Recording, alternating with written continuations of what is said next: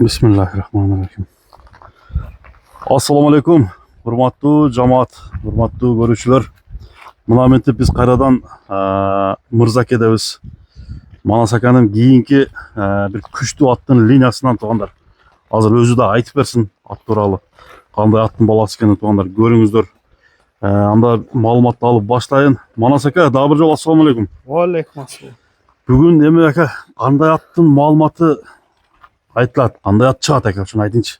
Замир, бул жашы боюнча 3 асый болду. 3 асый. Буну 2 асый деп Кылчака кышында чыгарган, багы Тайвастын баласы деп чыгарган. Каракылжада, Мен ошодон алдым. Немеде 1-майда өзү улак болуп атат кел деп чакырып, жерге барып чаап берип анан алдым. Буну улак өтө тамай, Замир. Ошондо линия кандай ака? Бул линия бул Тайвастын баласы дегенге мен ошону мына Кылчака Тайвастын баласы эле деп койгондо, мен ошону мындай өзүм билген немелеримди кошуп кетейин азыр. Сураштырып тактадыңыз. Жо, мен буну тайынан бери билем да, буну Кылчака кандай өтүп калган, ошолордон бери аз айтайын. Буну неме кылган? Пас көзгөндүк Шухрат деген бала келген да. Ака 2 аттын пулун алдым, Тайвастын баласы деп. Тайында. Тайында.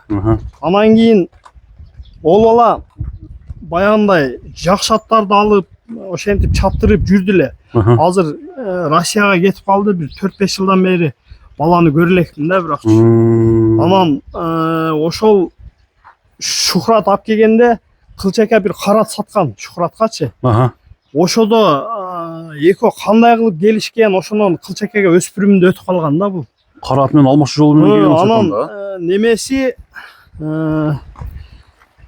ошо Шухрат Тайвастын баласы деп алып келген да буну. Ошондо Кылчакага өтүп калган. Кылчака ошондон бери өзү тарбиялап, өзү чаап, нарк берки кылып, бирде дагы барып ат бербейсизби десем сатпай койгондой, бул аз мине турган атым ушул эле болуп атат.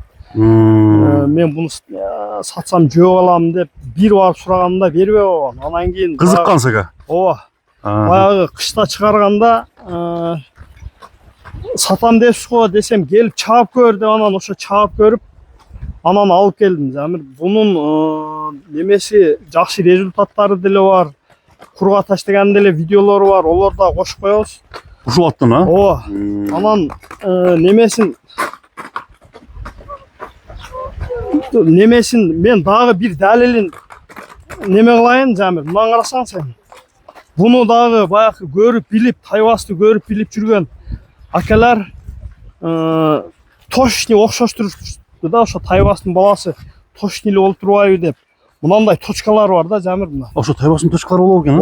Ошо Тайвастындагы мынандай санында мээринде точка бар. Мына кызыл, мына турат го.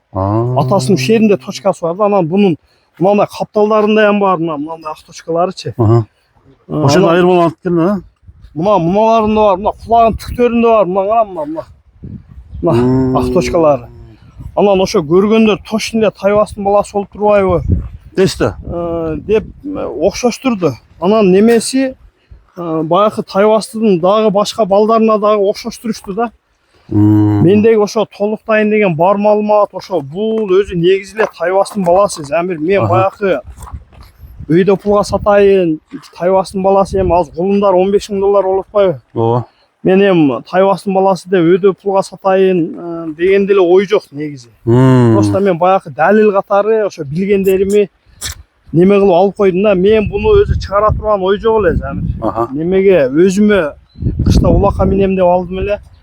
Азыр эми ошо сатыңга туура келип калды.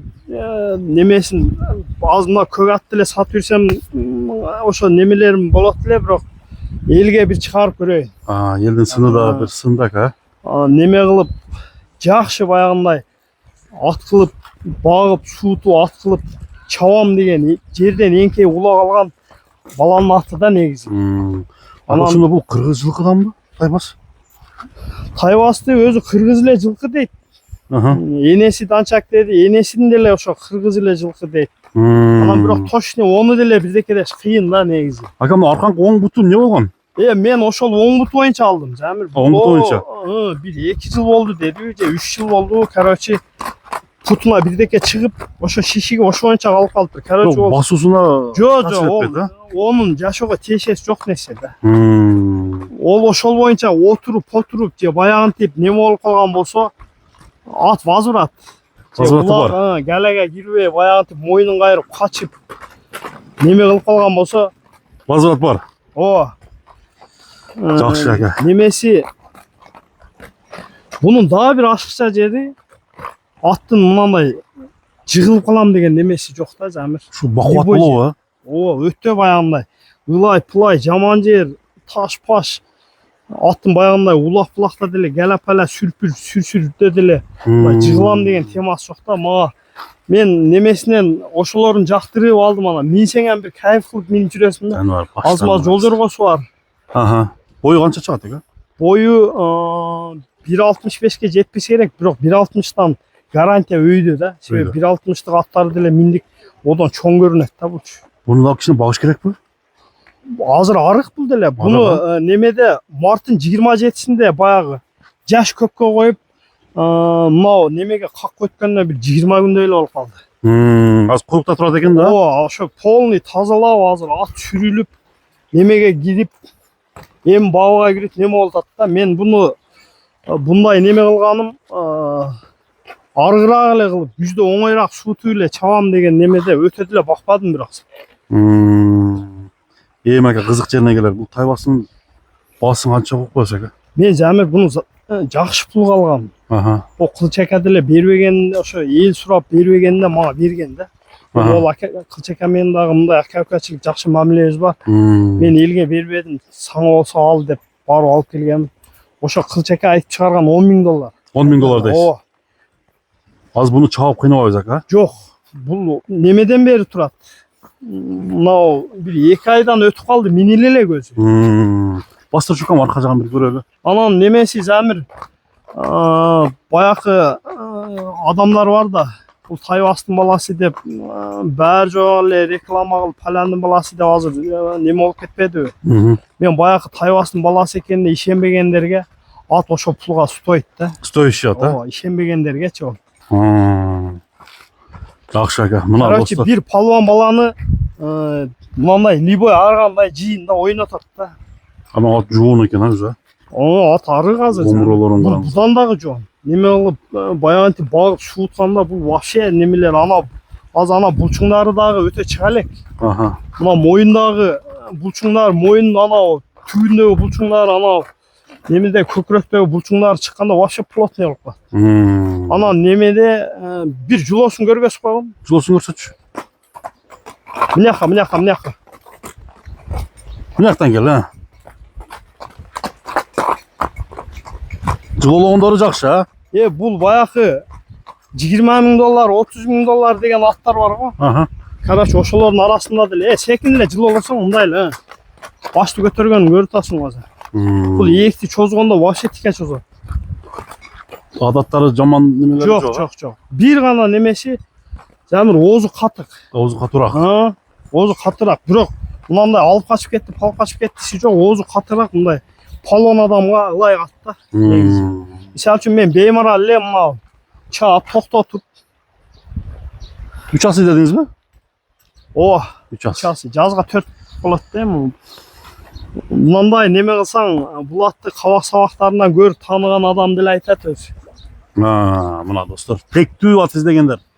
Мына тогуна тегин баардык маалыматын силерге кенен кылып Манасак айтып койду. Тайбастын уругу Кайманатыбыз да Тайбас деген ат экен. Замир, мен оюмча ушу мындай байтал бээ же мындай сәл немерак чагыраак бээнин балдары болуп калган үчүн бирок тайында кичинекей болчу. Эми ака тааныгандар чыгат эмичи буну, Кудай кааласа. Мен ошондо айтайын дедим эле, Замир. Ушул мунаны эми ошо тайында саткан эгелер болсо дагы мага чалып койсо өтө сонун болот. Байланышып койсун ака. Бизден кеткен тай эле деп чалып койсо дагы өтө сонун болот. Мен ошо өзүмө деп алдым эле. Азыр элге чыгарып көрөйүн, сата турган деле ой жок эле. Кичине тыйын керек мына. Кудай кааласа чоң улактарды дагы көрүп калалы ака. Базарыңызды берсин, тынч болуңуз. Айтканың келсин.